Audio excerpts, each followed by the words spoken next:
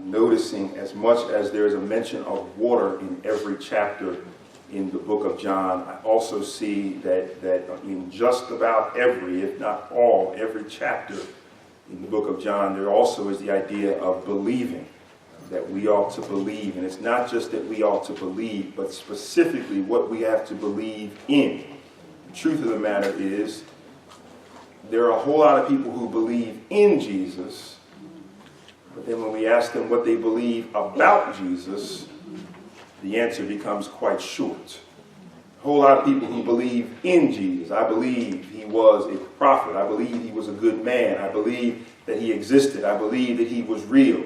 Do you believe that Jesus Christ is, was, and will always be God himself? God in the flesh that came down and dwelt among us. Do you believe in the power and the scope and the weight of who he is and what he is in your life? Do you believe this morning what he's able to do in your life? So for the next couple of weeks, if I counted out 13 different messages already that God has given me in the book of John. So for the next few weeks, our theme will be believe. We'll be looking at different aspects of what we are to believe in. Chaos is all around us. And we need to have something to believe in this morning. Amen. We'll talk more about that as our morning moves on. But I want to speak this morning, believing in the manifested glory of Jesus Christ. Believing in the manifested glory of Jesus the Christ. As I said, this world is in chaos.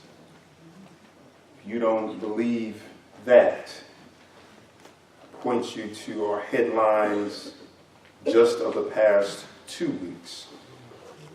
We know of the shooting tragedy in France, followed days after by attacks in Africa, followed this week by chaos in California, last night, yesterday in the UK, and then after we get through all of that, we get to go home and be spouses and co-workers and deal with our own situations. This world is full of trials and chaos. And people, our co-workers, our friends, our loved ones, and let's be honest, even us, are wondering this morning, what next?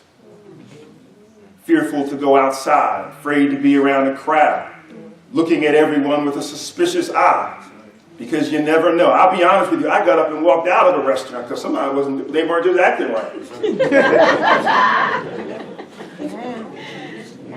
Profiling.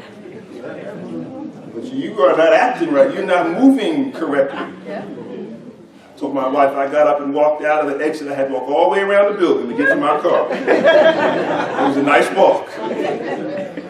Because something just did not seem right. I'm not talking about being judgmental. I'm talking about being wise. Still trusting the Lord. Still not with a spirit of fear, but a spirit of power and a sound mind.